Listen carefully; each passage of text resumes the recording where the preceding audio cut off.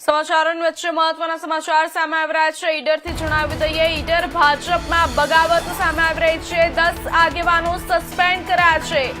અપક્ષ ઉમેદવારી કરતા પૂર્વ કોર્પોરેટર પર કાર્યવાહી કરવામાં આવી। પૂર્વ પ્રમુખ જયસિંહ તંવર પણ સસ્પેન્ડ થયા છે। ભાજપનો કડક સંદેશ, બગાવત સહન નહીં કરવામાં આવે। મહત્વના સમાચાર સામે આવી રહ્યા છે। ઈડર ભાજપમાં બગાવત, 10 આગેવાનોને સસ્પેન્ડ કરવામાં આવ્યા। સાબરકાંઠા જિલ્લામાં રાજકીય ગરમાવો વધ્યો છે। ઈડર નગરપાલિકા ચૂંટણી પહેલા ભાજપે કડક પગલું ભર્યું છે।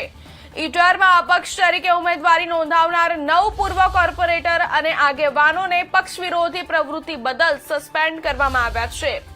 જિલ્લા ભાજપ પ્રમુખ દ્વારા કુલ 10 આગેવાનો સામે કાર્યવાહી કરવામાં આવી છે। આ સસ્પેન્ડ થયેલામાં ઈડર નગરપાલિકાના પૂર્વ પ્રમુખ જયસિંહ તંવરનું નામ પણ સામેલ છે। ઈડરના 3 વોર્ડમાં 9 આગેવાનોએ અપક્ષ પેનલ બનાવી હતી, જેને લઈને પક્ષ દ્વારા આ નિર્ણય લેવામાં આવ્યો છે। ઉપરાંત હિંમતનગરમાં પણ ભાજપના સત્તાવાર ઉમેદવાર સામે અપક્ષ ઉમેદવારી નોંધાવનાર છે। કાર્યકરને સસ્પેન્ડ કરવામાં આવ્યો છે। ત્યારે ભાજપે સ્પષ્ટ કર્યું છે કે પાર્ટી દ્વારા જાહેર કરાયેલા ઉમેદવારો સામે અપક્ષ તરીકે ચૂંટણી લડનારાઓ સામે કડક કાર્યવાહી કરવામાં આવશે।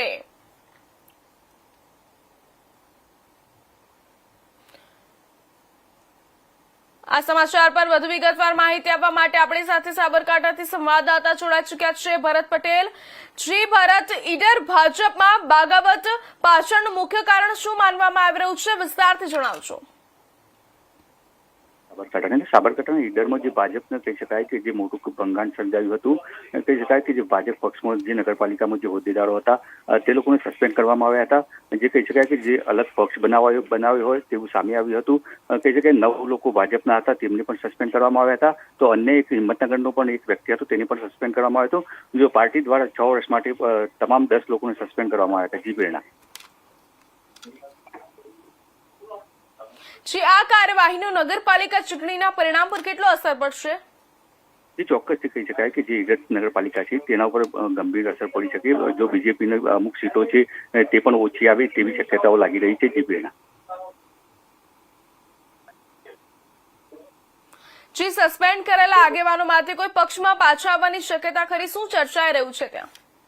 જી હાલ તો કહી શકાય કે જે ઈડરના 9 લોકો છે તેને 6 વર્ષ માટે સસ્પેન્ડ કરવામાં આવ્યું છે। હિંમતનગરનો પણ એક વ્યક્તિ છે તેને પણ 6 વર્ષ માટે સસ્પેન્ડ કરવામાં આવ્યો છે પાર્ટી દ્વારા। પરંતુ કહી શકાય કે 6 વર્ષ સુધી તે લોકો કોઈ પણ જાતની કાર્યવાહી ન કરી શકે ભાજપ પક્ષમાં, તેવું હાલ તો જણાવવામાં આવ્યું છે પ્રમુખ દ્વારા।